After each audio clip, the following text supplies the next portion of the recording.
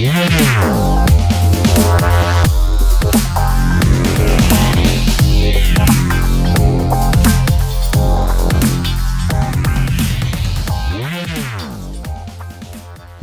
back to part 3 of our Ableton interface overview.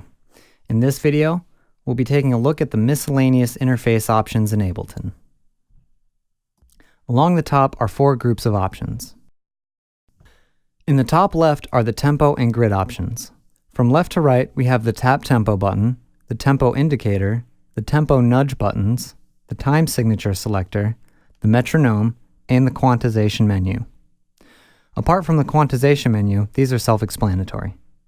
This menu allows you to select the quantization timing used when playing clips. Quantization is used to avoid rhythmical errors when playing clips inside of Ableton. This is mostly a live performance tool and can be turned off by selecting None in the drop-down menu. Next, in the middle left, we have our playback options. The follow button causes the display to scroll with the position of your song as it plays. The arrangement position readout shows you which bar and beat your cursor is currently selecting. The Midi arrangement overdub button allows you to record new notes over top notes already recorded, as opposed to rewriting a previously recorded clip.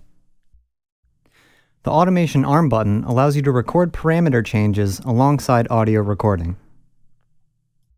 The re-enable automation button will resync all automated parameters with their automation lanes. In the middle right are the looping controls. The left and right readout of this section tell you the starting and ending point of the loop bar. The middle button toggles the loop bar on and off. To the left and right side of the middle are the punch in and punch out buttons. These buttons allow you to use the loop bar to set a specific length for recording. Once enabled, you can start recording before the loop section, but only the length selected with the loop bar will actually be recorded. On the far right, we have our mapping options as well as our CPU and hard disk load readouts. The draw mode switch allows you to draw automations and envelopes instead of manually setting and moving points. The keyboard button lets you use your computer keyboard to play MIDI notes on MIDI tracks that are armed for recording. The key mapping button lets you assign different keys on your computer keyboard to any button inside of Ableton. To assign a key, select the button you wish to map and then press the key you wish to assign it to. The MIDI mapping option works the same way, except it lets you assign parameters to a MIDI controller. Next is the CPU load meter, which tells you how much CPU Ableton is currently using. The square next to that is the hard disk overload indicator. This box will light up if Live has any trouble reading audio from your hard drive. In between the key and MIDI mapping options are the key and MIDI input and output indicators.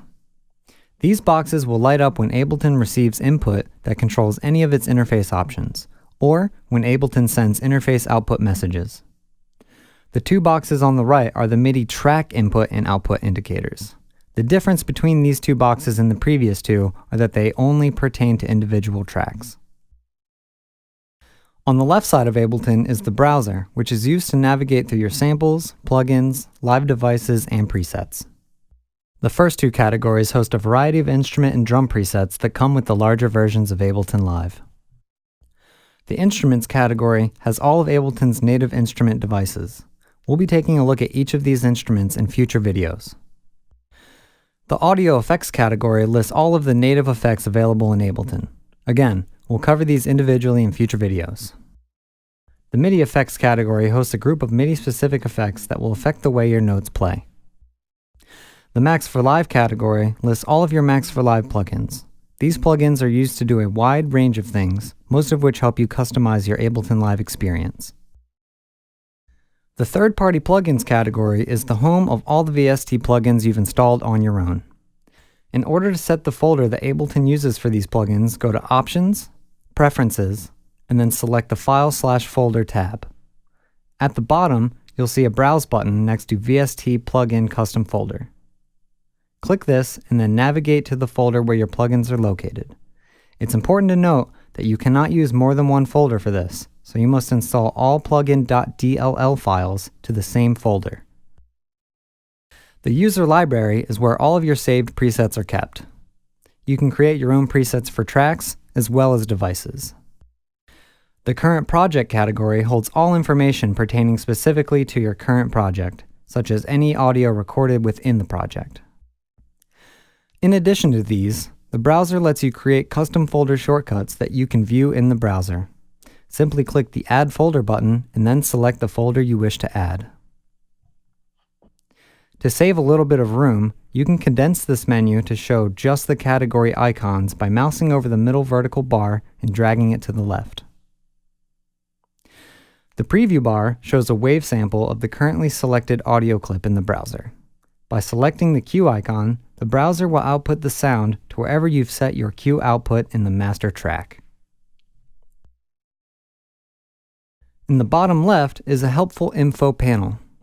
If you're ever confused by a specific function in Ableton, simply mouse over it and the info panel will give you a detailed explanation of its uses. Lastly, there are 3 arrow buttons within Ableton that toggle the display of the browser, info panel, and device views. And that's it for part 3. In the last video of this series, we'll be covering the clip and device view located at the bottom.